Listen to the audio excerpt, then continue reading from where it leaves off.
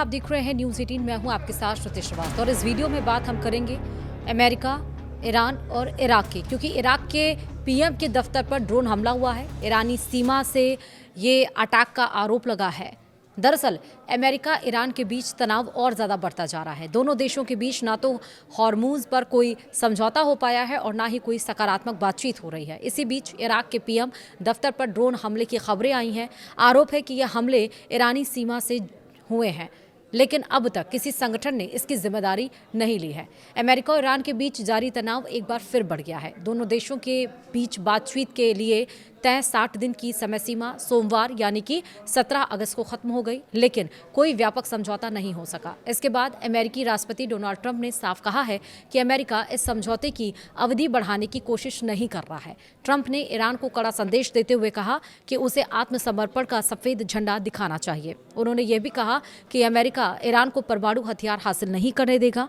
Trump के मुताबिक Iran के साथ उनकी सरकार जिस तरह का समझौता चाहती है, तेहरान उसके लिए तैयार नहीं है। ईरान के विदेश मंत्रालय के प्रवक्ता इस्माइल बघेई ने 60 दिन की समय सीमा को अब अप्रासंगिक बताया है। ईरान का आरोप है कि अमेरिका ने जून में हुए समझौते की शर्तों का उल्लंघन किया, जिसके कारण तय समय में बातचीत आगे नहीं बढ़ सकी। तेहरान ने यह भी चेतावनी दी है कि अगर उस पर हमला हुआ तो उसकी सेनाएं जवाब देने के लिए तैयार हैं। ट्रंप ने यह भी कहा है कि उनकी टीम ईरान के इस्लामिक रिवॉल्यूशनरी गार्ड कॉर्प्स यानी कि IRGC के साथ संपर्क में है। हालांकि IRGC में इस दावे से इनकार किया है। ऐसे में दोनों पक्षों के बीच पर्दे के पीछे बातचीत वास्तव में कितनी आगे बढ़ी है, यह स्पष्ट नहीं है और इस पूरे विवाद में ओमान भी चर्चा के केंद्र में आ गया है। ओमान अमेरिका और ईरान के बीच मध्यस्थता की कोशिशों में शामिल रहा है। ट्रंप ने चेतावनी दी कि अगर ओमान ईरान के साथ समझौते की अमेरिका कोशिशों के रास्ते में आया तो अमेरिका उसके खिलाफ सैन्य कार्रवाई कर सकता है। विवाद का एक बड़ा मुद्दा हॉर्मुज जलडमरू मध्य है। यह समुद्री रास्ता दुनिया के तेल कारोबार के लिए बेहद महत्वपूर्ण है। यहाँ तनाव बढ़ने के अंतर्राष्ट्रीय बाजार तेल और तेल की आपूर्ति पर भी असर पड़ने की आशंका है। इसी बीच यमन के ईरान समर्थित हूती समूह ने दावा किया कि उसने लाल सागर में सऊदी अरब के एक सैन्य लैंडिंग जहाज और उसके साथ चल रही 4 गश्ती नौकाओं को निशाना बनाया। हूती सैन्य प्रवक्ता याहा सरी के मुताबिक हमले में कई बैलिस्टिक मिसाइलों का इस्तेमाल किया गया। हॉर्मुज से लेकर लाल सागर तक बढ़ती सैन्य गतिविधियां पूरे मध्य पूर्व को एक बड़े क्षेत्रीय संकट की ओर धकेलने का खतरा पैदा कर रही हैं। वहीं इसमें अपडेट्स क्या है कल रात से वो समझिए। हॉर्मुज जलडमरू मध्य से गुजर रहे एक जहाज पर अज्ञात प्रोजेक्टाइल से हमला हुआ है। ब्रिटेन की मैरीटाइम ट्रेड ऑपरेशन एजेंसी ने इसकी जानकारी दी है। एजेंसी के अनुसार जहाज जब जलडमरू मध्य से बाहर निकल रहा था तभी उसे निशाना बनाया गया। हमले से जहाज के इंजन रूम को नुकसान पहुंचा है और चालक दल का एक सदस्य घायल हुआ है। घटना के बाद बाकी चालक दल की मदद ओमान के तटरक्षक बल द्वारा की जा रही है। राहत की बात यह रही कि घटना से समुद्र में किसी तरह के प्रदूषण या पर्यावरणीय नुकसान की खबर नहीं है। वहीं UKMTO ने क्षेत्र से गुजरने वाले अन्य जहाजों को सावधानी बरतने और किसी भी संदिग्ध गतिविधि की तुरंत सूचना देने की सलाह दी है।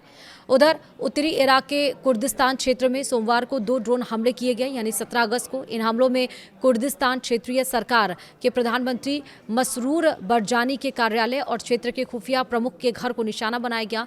कुर्द अधिकारियों के मुताबिक हमले में किसी के घायल होने या मारे जाने की खबर नहीं है। कुर्दिस्तान की सुरक्षा एजेंसी ने दावा किया है कि दोनों ड्रोन ईरान की सीमा से लॉन्च किए गए थे। हालांकि यह स्पष्ट नहीं है कि ड्रोन अपने निर्धारित ठिकानों पर हमला करने में सफल हुए या फिर नहीं। अभी तक किसी संगठन ने इस हमले की जिम्मेदारी नहीं ली है। वहीं अमेरिकी राष्ट्रपति डोनाल्ड ट्रंप और इजरायली प्रधानमंत्री बेंजामिन नेतन्याहू गजा के अंतिम भविष्य को लेकर काफी हद तक एकमत है, लेकिन वहां तक पहुंचने के तरीके को लेकर दोनों की सोच अलग है। ट्रंप के 2016 के चुनाव अभियान से जुड़े रहे रॉब एलर्ट ने कहा है कि दोनों नेता मंजिल पर सहमत हैं, लेकिन रास्ते को लेकर मतभेद है। दोनों का मानना है कि हमास को गाजा की सुरक्षा सैन्य या राजनीतिक व्यवस्था की जिम्मेदारी नहीं दी जानी चाहिए। हालांकि विवाद इस बात पर है कि इसे लागू करने से पहले कौन सा कदम उठाया जाए और किस क्रम में कार्रवाई हो। अमेरिका और ईरान के बीच जारी तनाव अब स्ट्रेट ऑफ हॉर्मुज को लेकर एक नए और बेहद संवेदनशील मोड़ पर पहुंच गया है। पहले जहां ये ईरान और अमेरिका के बीच की बात थी, वहीं अब तीसरी पार्टी के तौर पर ओमान भी इसमें शामिल है।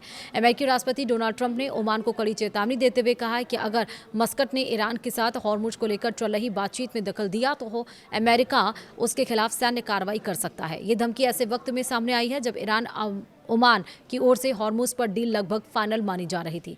वहीं यमन की सेना ने पिछले 24 घंटे में हूती लड़ाकों के खिलाफ 133 सैन्य अभियान चलाए हैं। सेना के प्रवक्ता कर्नल माजिद अल नुजाली ने बताया है कि इन कार्रवाइयों में हूतियों के ठिकानों, सैन्य क्षमताओं और लड़ाकों को निशाना बनाया गया है। उन्होंने सोशल मीडिया प्लेटफॉर्म एक्स पर बताया कि हमलों में रॉकेट लॉन्चर, तोपों और ड्रोन का इस्तेमाल किया गया। सेना के मुताबिक इन अभियानों का उद्देश्य उन ठिकानों को नष्ट करना था जिन्हें सुरक्षा के लिए खतरा माना जाता रहा है।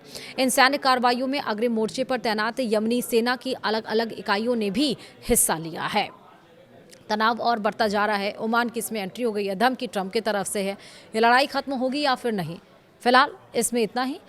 कोई अपडेट आएगी तो आपको जरूर बताएंगे। नमस्कार।